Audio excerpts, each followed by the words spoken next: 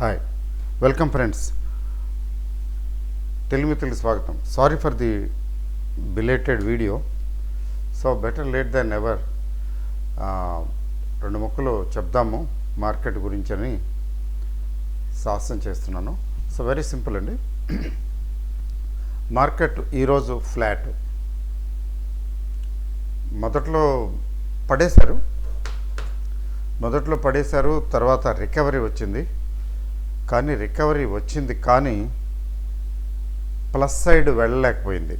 It could not pick up, it could not move up. అంటే నిఫ్టీలో మార్కెట్ని లిఫ్ట్ చేయడానికి, పెంచడానికి అంత గొప్ప మునగాడు షేర్ ఏం లేదని అర్థం. ఉల్టా రిలయన్స్ని పడేశారు. కొద్దిగా టీసీఎస్లో రికవరీ వస్తే ఈలోగా రిలయన్స్ని గట్టిగా పడేశారు.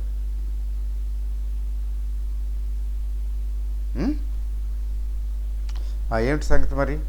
రిలయన్స్ పడేసిన తర్వాత మార్కెట్ ఎందుకు పెరుగుతుంది? టీసీఎస్ ఏమీ పెద్దగా పెరగల, బట్ రిలయన్స్ తగ్గింది. హెచ్డిఎఫ్సి బ్యాంక్ పరిస్థితి అదే కదా. బ్యాంకు నిఫ్టీ, ఇంకా నిఫ్టీ ఫ్లాట్ కానీ బ్యాంక్ నిఫ్టీ డౌనే, స్టార్టింగ్ నుంచి డౌనే. అసలు బ్యాంక్ నిఫ్టీ రికవర్ అవ్వాల అంటే బ్యాంక్ షేర్ల మీద పడ్డారు. ఇవాళ కాస్త కోస్తో యాక్టివ్గా ఏంటంటే ఈ ఐటీ స్టాక్స్ని కొద్దిగా బాగా చితకొట్టేశారు కదా. మధ్యన కొద్దిగా కవర్ చేశారు అంతే. బాగా అమ్మి ఉన్న వాటిని ఏం చేస్తారు, కొద్దిగా షార్ట్ కవరింగ్ చేసుకుంటారు. ఆ షార్ట్ కవరింగ్లో పెరుగుతాయి. మళ్ళీ వాళ్ళ వరుస ఒక స్టేజ్ వైజ్గా వస్తుంది కదా. ఆటో మీద పడ్డారు. ఆటోలో ఏదో రికవర్ చేసింది చాలా తక్కువ. ఆటోను వదిలిపెట్టడం వల్ల చితకబాతున్నారు. ఈరోజు కూడా ఆటో చూడండి, ఆటోస్ కొన్ని షేర్లు అన్నీ పడేయలేదు, కానీ కొన్ని షేర్లు గట్టిగా తగ్గాయి. బజాజ్ ఆటో ఘోరం. ఏంటంటే సేల్స్ తగ్గాయట అని. బజాజ్ ఆటో డౌన్ ఘోరంగా. హీరో మోటో కార్ప్ చెప్పక్కర్లేదు. ఏమిటి ఇదంతా అంటే ఒక విషియస్ సర్కిల్ అంతే. ఎకానమీలో డౌన్ఫాల్ వచ్చినప్పుడు 52 వీక్ హైస్ చూసాం కదండి. ఇప్పుడు 52 వీక్స్ లో సీజన్ నడుస్తున్నది అంతే. అంతకన్నా దీన్ని ఎక్కువగా వక్రీకరించి లేదా ఏదో చేసి ఇంటర్ప్రిట్ చేయాల్సిన పని లేదు. ఇది 20,000కి వచ్చేస్తుందని కొంతమంది చెప్తున్నారు కదా, 19,000కి వచ్చేస్తుందని కొంతమంది, 22,000 అని కొంతమంది చెప్పున్నారు. వాళ్ళు చంకలు కొట్టుకుంటారు. ఇప్పుడు ఏంటి 22,000? మేము ఎప్పుడో చెప్పాను, 2-3 నెలల కింద చెప్పాను 22,000కి వస్తుందని. ఇప్పుడు వచ్చేసింది చూసారా, హోహో అని. ఇవన్నీ గెస్సింగ్లే. 22,000కి వస్తుందని చెప్పడం, లేకపోతే 26,000కి వెళ్ళిపోయి ఆగిపోతుందని చెప్పడం గెస్సింగ్లు రైట్ అవుతాయి ఒక్కోసారి. ఇవన్నీ వదిలేయండి. మార్కెట్ తగ్గుతున్నట్టు, పెరుగుతున్నట్టు. ఎక్కడికి వెళ్ళి ఆగుతుంది, ఎంతవరకు తగ్గొచ్చు, ఈ ప్రశ్నలు వేస్తుంటారు. ఆ ప్రశ్నలకు సమాధానం లేదు. ఎవరైనా చెప్తారు, సమాధానాలు చెప్తారేమో, కానీ అది తెలిసిన సమాధానం కాదు, గెస్సింగే. మా వాళ్ళు మా అమ్మాయికి ఆడపిల్ల పుడుతుందా, మగపిల్లడు పుడతాడా అంటే ఒక ఆయన చెప్పాడట, మగపిల్లడే పుడతాడు నో డౌట్ అని. ఆస్ట్రాలజర్ దగ్గరికి వెళ్తే సరే,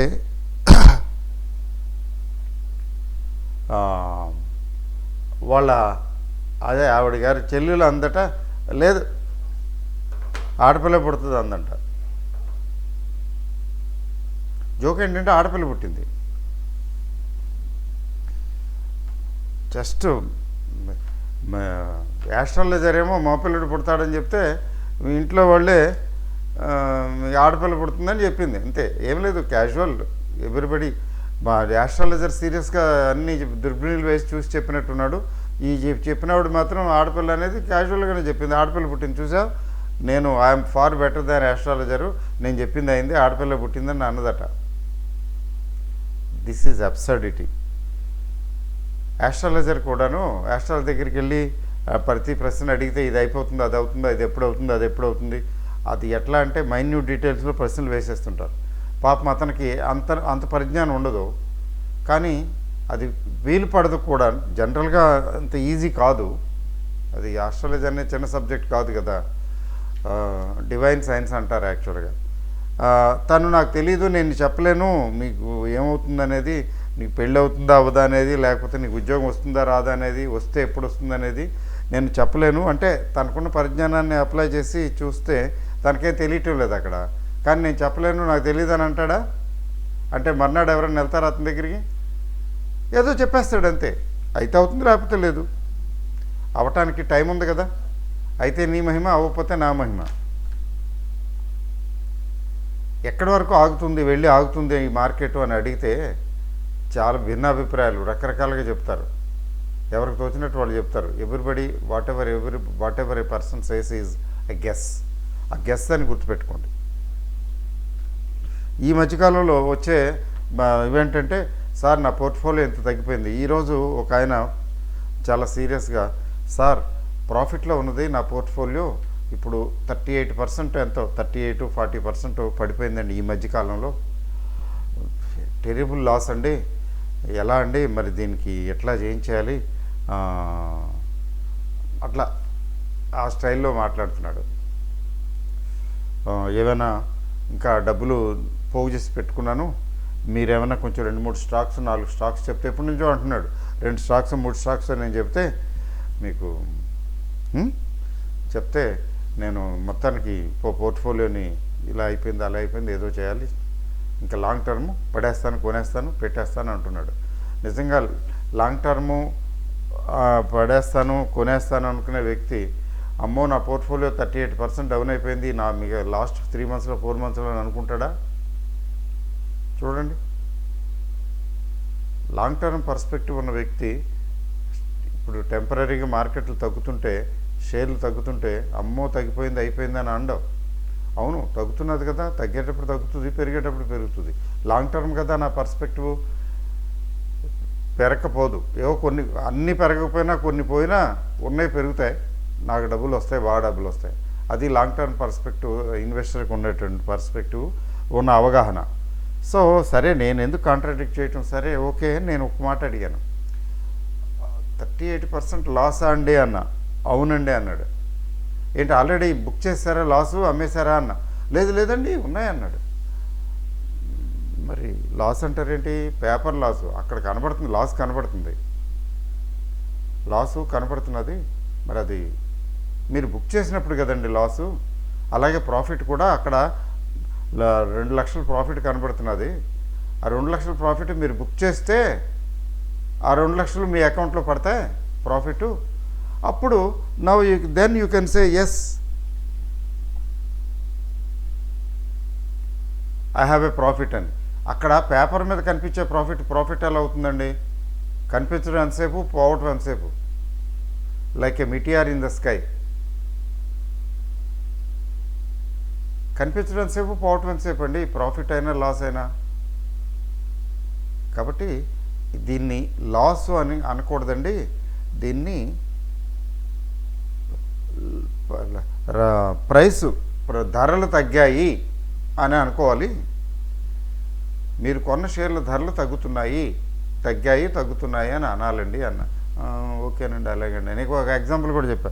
ఆ మధ్యన అమరావతి క్యాపిటల్ అన్నారు, ఫస్ట్లో వేలామెరిగా కొనేశారు, బోల్డ్ అని డబ్బులు పెట్టి కొనేశారు.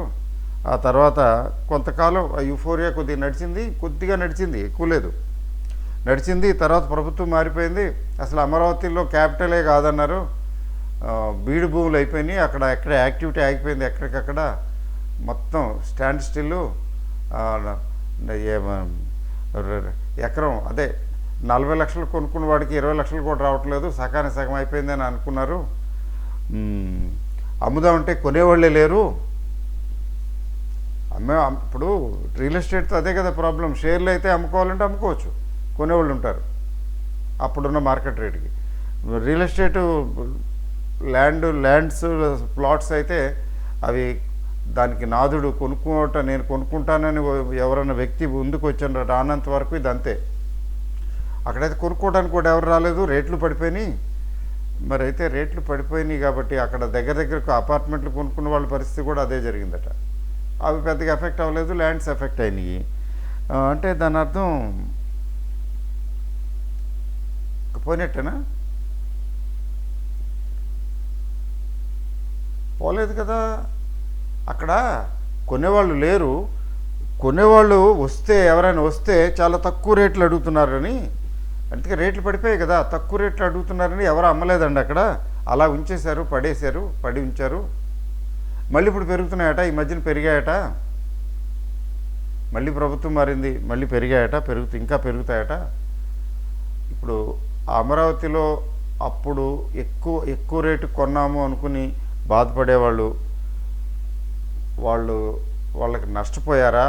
పోలేదా? నష్టపోలా, ఎందుకంటే వాళ్ళు అమ్ముకోలేదు కదా, దాని వాల్యూ తగ్గింది అంతే. నష్టం ఎప్పుడు వస్తుంది? మనం అమ్మేసుకున్నప్పుడు. 10 లక్షలు పెట్టి స్టాకులు కొని 6 లక్షలకి 7 లక్షలకి అమ్మేసి కూర్చుంటే ఎస్ నాకు లాస్ వచ్చిందండి 3 లక్షలు చెప్తారు.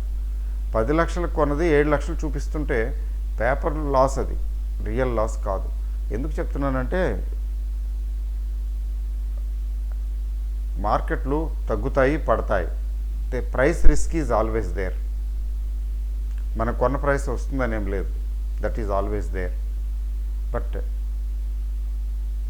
కొంచెం జాగ్రత్తగా ఫండమెంటల్స్, మంచి ఫండమెంటల్స్ చూసుకుని కొనుక్కుంటే అవి తగ్గుతాయి, అన్నీ తగ్గుతాయి, ఇవి తగ్గుతాయి. మార్కెట్లు పడిపోయేటప్పుడు ఫండమెంటల్స్ ఏం పనిచేయవు, ఏది పనిచేయదు. గుడ్ న్యూస్ కూడా పనిచేయదు. ఇన్ఫ్లేషన్ తగ్గిపోయింది, అది బాగుంది, ఇది బాగుంది అని న్యూస్ చెప్పినా మార్కెట్ పట్టించుకోదు, పడేస్తుంది. రైజింగ్ మార్కెట్లో అంతే, బ్యాడ్ న్యూస్ని కూడా పట్టించుకోదు, పెంచేస్తుంది. మార్కెట్ అంటే ఫ్రెంజీ, అంటే అట్లాగే ఉంటుంది మార్కెట్. సో మార్కెట్లు కొన్నాళ్ళు పెరుగుతాయి, కొన్నాళ్ళు తగ్గుతాయి. అందుకని ఆ రిస్క్ ఉంటుంది కాబట్టి ఒక షేర్లో 2 షేర్లో కాకుండా నంబర్ ఆఫ్ షేర్స్లో పెట్టాలి ఇన్వెస్ట్మెంటు అని చెప్తారు. రిస్క్ని డిస్ట్రిబ్యూట్ చేయండి అని చెప్తారు కదా. 10, 15, 20 షేర్లలో ఎందుకు కొనమని చెప్తారు? 1 షేరే 2 షేర్లే కొనుక్కోమని ఎందుకు చెప్పరు? ఎందుకంటే ఏమైనా తేడా వస్తే అక్కడ మొత్తం పోతుంది కదా. కానీ 10, 15 షేర్లు అయితే మొత్తం పోవు కదా. అది కాబట్టి ప్రైస్ ఫ్లక్చువేషన్స్ ఉంటాయి, తగ్గుతూ ఉంటాయి, పెరుగుతూ ఉంటాయి, తగ్గుతూ ఉంటాయి, పెరుగుతుంటాయి. ఆ సైకిల్లో దాంతోపాటు ఆ సైకిల్ ఫాలో అవటం మనకు నేర్చుకోవాలి. మనం లాంగ్ టర్మ్ ప్లేయర్ అయితే వర్రీ లేదు. లాంగ్ టర్మ్ ప్లేయర్ అయితే ఏంటి, ఆ సైకిల్ గురించి పట్టించుకోడు. తను పెట్టిన ఇన్వెస్ట్మెంటు తగ్గుతుంది. ఇప్పుడు 60,000 చూపించిన స్టాకు 36,000కి వచ్చేస్తుంది, 24,000 తగ్గిపోయింది. అతను ఆ కంపెనీ గురించి అవగాహన ఉండి దానిలో ఇన్వెస్ట్మెంట్ చేస్తూ పోతున్న వాడైతే, ఇది సీజనల్, ప్రస్తుతానికి సైక్లికల్, ప్రస్తుతానికి తగ్గింది కానీ ఇట్స్ ఓకే అని అట్ దట్ లెవెల్ కావాలనుకుంటే అప్పుడు యాడ్ చేసుకుంటాడు, ఇంకొంత అమౌంట్ తీసాడు, యాడ్ చేసుకుంటాడు. యాడ్ చేసుకున్న తర్వాత ఏమవుతుంది, మళ్ళీ ఆ సైకిల్, ఈ లోవర్ సైకిల్ మళ్ళీ అప్పర్ సైకిల్కి వస్తుంది కదా, ఇట్లా వస్తుంది. ఇప్పుడు 30 అట్లా వచ్చింది, ఇక్కడ 36,000 అయింది. 60,000 చూశాడు, ప్రాఫిట్ బుక్ చేయలా, చూస్తూ అంతే కదా ఇక్కడికి వచ్చింది. తను అనుకున్నాడు it's okay, let me add some more, ఇంకొంత క్వాంటిటీ ఇక్కడ యాడ్ చేసుకున్నాడు. ఎప్పుడో దాని సైకిల్ మళ్ళీ వస్తుంది, కావాలనుకుంటే అక్కడ తీసుకుంటాడు, లేకపోతే వదిలేస్తాడు. లాంగ్ టర్మ్ ప్లేయర్ అలా వదిలేస్తాడు, మళ్ళీ ఎక్కడో సైకిల్ వస్తుంది, వెళ్తుంది. చూడండి ఇలా వెళుతుంది, ప్రీవియస్ని 60,000 ఎప్పుడో దాటిపోయి వెళ్ళిపోతుంది, వెళ్తూ ఎక్కడో మళ్ళీ వస్తుంది, మళ్ళీ ఇక్కడ యాడ్ చేసుకుంటాడు, అంతేగాని తీయడు. అక్కర్లేదు, రోజు ఇదే పనే కొనటం, అమ్మటం, ప్రాఫిట్ బుక్ చేయటం. ఈ అప్రోచ్ లాంగ్ టర్మ్ ప్లేయర్ అంతే. ఇప్పుడు ఈ 60,000 60,000కు 65,000 లెవెల్కు మళ్ళీ ఒకసారి వచ్చినప్పుడు ఇక్కడ యాడ్ చేశాడు, 36,000కి వచ్చినప్పుడు యాడ్ చేశాడు, మళ్ళీ ఉంటాడు, వెయిట్ చేస్తాడు. కంపెనీ ఫండమెంటల్స్ బాగుండి నడిచే కంపెనీ మళ్ళీ ఎక్కడో 70,000 80,000 90,000 లక్షకు వెళ్తుంది, వెయిట్ చేస్తాడు. ఆ లక్ష నుంచి మళ్ళీ ఇంకొక 20,000కో 25,000కో తగ్గినప్పుడు 75,000-80,000కు వస్తుంది అనుకుందాం, మళ్ళీ ఇంకా యాడ్ చేస్తాడు, అంతా వెళ్ళిపోతుంది. అలాగా తగ్గినప్పుడు యాడ్ చేసుకుంటాడు. సెకండ్ అప్రోచ్ ఏంటి? బెటర్ దీనికంటే ఈ అప్రోచ్ కంటే కొంచెం పీక్లో ఉన్నప్పుడు కొద్దిగా తలకట్టు తీసేయటం. తలకొట్టడం అంటే కొంత తీసేయటం, కొంత పార్షియల్గా ప్రాఫిట్ బుక్ చేసుకోవటం, తర్వాత ఎప్పుడైనా తగ్గితే అది యాడ్ చేసేయటం, ఆ అమౌంట్ తిరిగి యాడ్ చేసేయటం. అలాగే పెరిగినప్పుడు కొద్దిగా బాగానే రీజనబుల్గా పెరిగింది అనుకున్నప్పుడు స్మాల్ క్వాంటిటీ తీసుకుంటే, ఇంకా పెరిగిపోతే అందకపోతే వదిలేయటమే, ఫోన్లే ప్రాఫిట్ బుక్ చేసుకున్నాను, ఇంకా ఉంది కదా, అది ఉన్నది పెరుగుద్ది. అలా పార్షియల్గా ప్రాఫిట్ బుక్ చేసుకోవటం పీక్ లెవెల్లో. పార్షియల్గా అంటే ఎంత అంటే మీ టేస్ట్ని బట్టి, మీ రిక్వైర్మెంట్ని బట్టి. లిక్విడ్ పొజిషన్ బాగా స్ట్రాంగ్ అనుకోండి, ఏదో 10-20% తీసేస్తే చాలు. లిక్విడ్ పొజిషన్ అంత స్ట్రాంగ్ ఏం కాదు, కొద్దిగా డబ్బులు ఉంటాయి, డబ్బులు అవసరం అవుతాయి కూడా మధ్యలో. ఒక 30-40% తీస్తారు, ఏమైంది? డిపెండ్స్ మీకున్న పొజిషన్ని బట్టి, మీ రిస్క్ అపెటైట్ని బట్టి చాలా ఫ్యాక్టర్స్ ఉంటాయి. మీ టేస్ట్ని బట్టి అట్లా అనమాట. ఇప్పుడు ఫాలింగ్ మార్కెట్లో కంగారు పడిపోయి ఈరోజు నేను బయటికి వెళ్ళాను, ఎవరో విజయవాడ ఆయన వచ్చి, ఆయనకి తెలిసింది నేను షేర్ మార్కెట్ అని.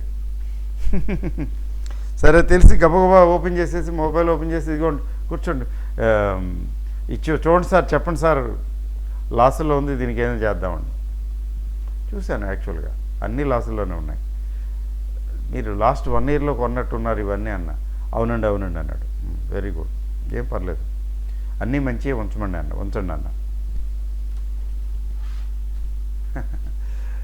చూశాను, నిజంగా మంచియే, బ్యాడ్ ఏం కాదు.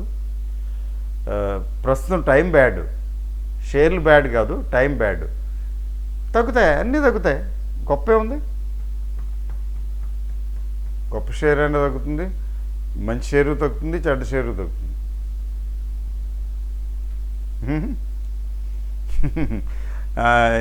ఇప్పుడు అందుకని అసలు ఈ స్టేజ్లో పోర్ట్ఫోలియో చెక్ చేయటం కూడా అవసరం లేదు, ఎందుకంటే ఇట్స్ స్టిల్ ఫాలింగ్. మార్కెట్ ఏంటి ఎలా ఉందంటే, మార్కెట్ గురించి చెప్పాలంటే still in a precarious condition. మొన్న 400 పాయింట్ల దాకా పడిపోయిన మార్కెట్ ఇవాళ ఏమాత్రం చెల్లించలేదు కదా, ఏమైనా పెరిగిందా? ఉల్టా తగ్గింది. తగ్గుతూ ఉంటే కొద్దిగా రికవరీ వచ్చింది. ట్రాజడీ ఏంటంటే, ట్రాజడీ కూడా కాదు, పారాడాక్స్ ఏంటంటే, సుమారు 5,000 కోట్లకి ఈరోజు కూడా ఎఫ్ఐఎస్ అమ్మితే సుమారు 9,000 కోట్లకి డిఐఎస్ కొన్నారండి. వాళ్ళు 5,000 కోట్లు అమ్మితే వీళ్ళు 9,000 కోట్లు కొన్నారు, అయినా మార్కెట్ ఏం పెరగలా. ఏమవుతున్నది ఇక్కడ అంటే, మధ్యలో in between somewhere other than FIs sellers ఉన్నారు. ఎఫ్ఐఎస్ఏ కాకుండా ఇంకా అదర్స్ కూడా అమ్ముతున్నారనమాట. అందులో కొంతమంది రిటైల్ ఇన్వెస్టర్స్ కూడా ఉండొచ్చు. మీరు ఎప్పుడైనా కానీ ఇన్ని రోజులు మార్కెట్లు నడుస్తూ పడిపోతూ ఉంటే, ఈ స్టేజ్లో అమ్మంటారా అని ఫోన్ చేశారనుకోండి, ఇన్నాళ్ళు ఏం చేశారు, అమ్మాలనుకుంటే ఎప్పుడో మార్కెట్లో ఎప్పుడైతే పీక్ నుంచి మార్కెట్ తగ్గిందో అప్పుడు కానీ, ఆ తర్వాత ఒకసారి 1000 పాయింట్లు తగ్గి రికవర్ అయినట్టు అయ్యి మళ్ళీ పడటం ఎప్పుడైతే మొదలుపెట్టిందో అప్పుడు చెప్పారా ఆ పని, తీసేయమంటారా అమ్మమంటారా అని. నాకు ఈరోజు ఒక ఫోన్ వచ్చింది, సార్ ఈ స్టాకు ప్రాఫిట్లో ఉందంట. జోక్ ఏంటంటే ప్రాఫిట్లో ఉంది, బాగా ఎక్కువ ప్రాఫిట్లో ఉన్నట్టుంది, ఇప్పటికీ 30-40% ప్రాఫిట్లో ఉంది. అంటే అంతకన్నా ఎక్కువ ప్రాఫిట్ అనమాట. ఎక్కువ ప్రాఫిట్ చూశారు అంతే కదా, ఎగ్జిట్ అవ్వమంటారా లేకపోతే ఇది ఉన్న ప్రాఫిట్ కూడా పోద్ది కదా అన్న దృష్ట్యా ఫోన్ చేశారు. నేను అన్నాను, ఇంత వీక్ మార్కెట్లో కూడా నీ స్టాకు ప్రాఫిట్లో ఉందంటే అర్థం ఏంటంటే, still it has much stream with it in it. ఇది అమ్ముకోవటానికి కాదు మార్కెట్, కొనుక్కోవటం అంటే ఇమ్మీడియట్గా కొనేసి పడేయమని కాదు, అవకాశం చూసుకుని కొనుక్కునే టైము. మీకు అవన్నీ వదిలేయండి, మీ దగ్గర ఉన్న స్టాక్స్ వదిలేయండి, బడ్జెట్ ఎంత ఉంది, మీ దగ్గర ఫండ్స్ ఎంత ఉన్నాయి, ఫ్రెష్గా కొనుక్కోవడానికి ఇది అవకాశం వస్తే అంటే 1,50,000 1,60,000 చెప్తేనే అన్నాను పూర్ ప్లానింగ్ అన్నా. ఎందుకంటే ఆ వ్యక్తి పోర్ట్ఫోలియోకి సైజ్కి ఆ అమౌంట్ చాలా తక్కువ. పూర్ ప్లానింగ్ 4-5 లక్షలు ఉండాలి కనీసం. ఇప్పుడు 1,50,000 ఏంటి అంటే ఉన్న డబ్బులన్నీ పెట్టేశారా, లేకపోతే ప్రాఫిట్లు బుక్ చేసుకుని ఉంచుకు ఏదైనా తన పర్సనల్ దానికి ప్లాన్ చేసుకుని ఖర్చు పెట్టుకున్నారా తెలియదు కదా, అంత డీటెయిల్గా అడగం కదా. ఇప్పుడు ప్రాఫిట్లు బుక్ చేసుకుని మధ్య మధ్యలో తన అవసరాలకి ఖర్చు పెట్టుకున్నారు, వాడుకున్నారు అనుకోండి, that's a fine idea, very good, wonderful. Stock మార్కెట్లో సంపాదించారు, ఆ డబ్బులు కొంత ఖర్చు పెట్టుకున్నారు, ఉపయోగించుకున్నారు. అలా కాదు, అక్కడే పెట్టామండి, రీఇన్వెస్ట్మెంట్ అండి, తిరిగి పెట్టేయటమే, అందులోంచి రూపాయి తీయమండి అంటే it's okay, but your waiting period is more. మీరు పార్షియల్గా ప్రాఫిట్ బుక్ చేసుకోవచ్చు, అసలు వదిలేయచ్చు. ఇప్పుడు ఇలా కూడా చేయకుండా ఈ 36,000 దగ్గర కూడా కొనకుండా వదిలేస్తే మళ్ళీ అదే వెళ్ళిపోతుంది, మళ్ళీ అదే తగ్గుతుంది, అలా వెళ్ళిపోతుంది. తగ్గుతూ పెరుగుతూ ఓవరాల్గా మంచి గ్రోత్ ఇస్తుంది కదా. ఫండమెంటల్స్ బాగున్న కంపెనీ నడుస్తూనే ఉంటుంది. ఫాలింగ్ మార్కెట్లో అదే తగ్గుతుంది, అది టెంపరీ. నేను ఎంతసేపు భాష్యం ఎందుకు చెప్తున్నానంటే, మీకు పోర్ట్ఫోలియోల్లో తగ్గిపోతున్నాయని చెప్పి, మైనస్లోకి వెళ్ళిపోతున్నాయని చెప్పి చింతించవలదు, ఆలోచించవలసిన టైం కాదు ఇది. ఏం టైం అండి అంటే, నా దగ్గర ఏమైనా ఫండ్స్ ఉన్నాయా లో మార్కెట్లో యాడ్ చేసుకోవటానికి, లేదా లేవు, that is also okay, thank you very much. ఉంది, నిబ్బరంగా ఉండండి, అవి యాడ్ చేసుకుంటే ఫండ్స్ రైట్ టైం చూసి, ప్రస్తుతం this is not the right time, even now it is not right. ఎందుకంటే ఇండికేటర్స్ టెక్నికల్గా అయితే చాలా ఘోరంగా బేరిష్నెస్ చూపిస్తున్నాయి. ఇంకా జోక్ ఏంటంటే, RSI బిలో 30లో నడుస్తున్నది నిఫ్టీకి. మార్కెట్ ఓవర్సోల్డ్ పొజిషన్లో నడుస్తున్నది, ఓవర్సోల్డ్ పొజిషన్కి వచ్చేసింది అని చెప్పడానికి లేదు, ఆ స్టేట్లో ఆ కండిషన్లో నడుస్తున్నది. ఏమండి, RSI బిలో 30 ఎప్పుడైతే నడుస్తుందో, ఎన్ని రోజులు నడిస్తే అన్ని రోజులు మారణ హోమే, తగ్గుతూ పోతుంది మార్కెట్. అంటే బయింగ్ సపోర్ట్ ఉండదు. 30కి వచ్చింది, 30కి దిగువకు వచ్చిందంటే రైజమని మళ్ళీ అందుకోవాలి, లేవాలి. ఇది స్టాక్ కాదు కదా, ఇండెక్స్ కదా, లేవాలి. అలా లేవకపోతే, లేవటం లేదు ఈరోజు, యాక్చువల్గా లేవటం లేదు అంటే అర్థం ఏంటంటే, there is something terribly wrong with it. అంటే సెల్ ఆన్ రైజ్, ఏమాత్రం కొద్ది లేచినా కొట్టిపారే, ఏమాత్రం పెరుగుతుంటే తిరిగి ఆ సెల్ అమ్మేవాళ్ళు చాలా అమ్మేవాళ్ళలో ధైర్యం ఎక్కువైపోయిందనమాట, కాన్ఫిడెన్స్ లెవెల్స్ పెరిగిపోయాయి. It is sellers market. స్థాన బలిమి కానీ తన బలిమి కాదయా, విశ్వదాభిరామ వినురవేమ అన్నారు. కాబట్టి బేర్స్ డామినేషను, ఈ బేర్స్ డామినేషన్లో మార్కెట్లు పెరగనివ్వరు. ఎంతకాలం? కొంతకాలం. ఎంతకాలం సాగితే అంతకాలం. అది గవర్నమెంట్ పాలసీసో ఇంకోటో ఏదో మొత్తానికి వస్తుంది, సంథింగ్ లైక్ దట్. వచ్చి ఎప్పుడైతే మళ్ళీ అవి వస్తుందో, మళ్ళీ పీపుల్ స్టార్ట్ బయింగ్. ఇప్పుడు చాలా తక్కువలో ఉంది ఇది, ఓకే, అవి తక్కువగా ఉన్నాయి, ఇవి తక్కువగా ఉన్నాయని మొదలు పెడతారు. చిలవల పల్లగా కొంటాం. ఒక స్టేజ్కి వచ్చిన తర్వాత మోర్ నెంబర్ ఆఫ్ బయర్స్ వస్తారు, అక్కడి నుంచి పికప్ అవుతుంది మార్కెట్. అది ఎప్పుడు ఎవరికి తెలియదు, నన్ను అడగండి. ఎవరిని అడగకూడదు యాక్చువల్గా, ఎందుకంటే ఎవరికి తెలియదు ఈ విషయం. ఎప్పుడు పికప్ అవుతుంది, ఎప్పుడు పడిపోతుంది ఎవరు చెప్పగలరండి? ప్రిసైజ్గా చెప్పలేరు. ఎంత పైకి వెళ్తుంది, ఎంత కిందకి దిగుతుంది, హైలో చెప్పగలరు ఎవరైనా? చెప్పలేరు. గెస్ చేయగలరు అంతే. ఆ గెస్ ఏదో మీరే చేసుకోండి, స్పెషలిస్ట్ని అడగక్కర్లా. స్పెషలిస్ట్ని అడిగినా స్పెషలిస్ట్ చేసేది గెస్సింగే. కాకపోతే నిజాన్ని, ఆ విషయాన్ని తను చెప్పలేడు కదా. నేను గెస్ చేస్తున్నాను, అయ్యో మీరు స్పెషలిస్ట్ అనుకున్నాం, ఎక్స్పర్ట్ అనుకున్నాం, మిమ్మల్ని అడుగుతున్నాం, మీరు గెస్ట్ చేస్తే మీరే గెస్ట్ చేస్తున్నారు అంటారు కదా. అందుకని చెప్పడం నాకు తెలీదు, నేను గెస్ట్ చేస్తున్నానని చెప్పడు, చెప్పేస్తాడంతే.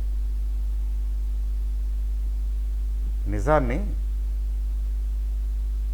ఒప్పుకోవటానికి చాలా ధైర్యం కావాలి.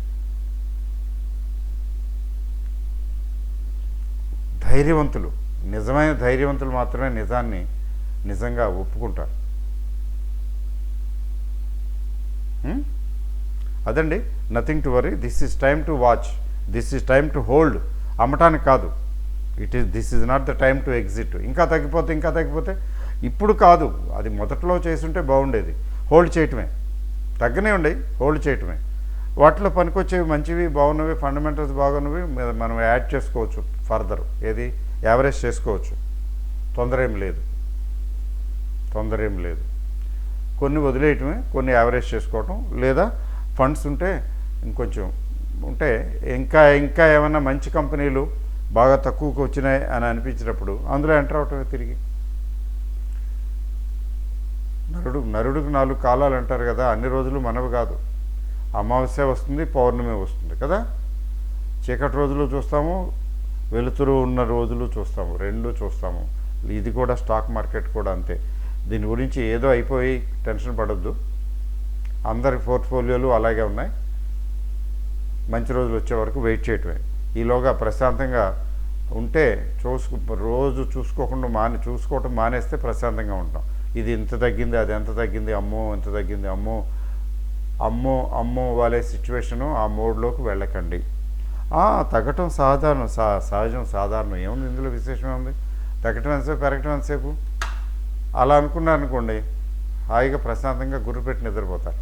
లేకపోతే నిద్ర కరువు అవుతుంది. Choice is with you. All the best. Good night. Thank you very much.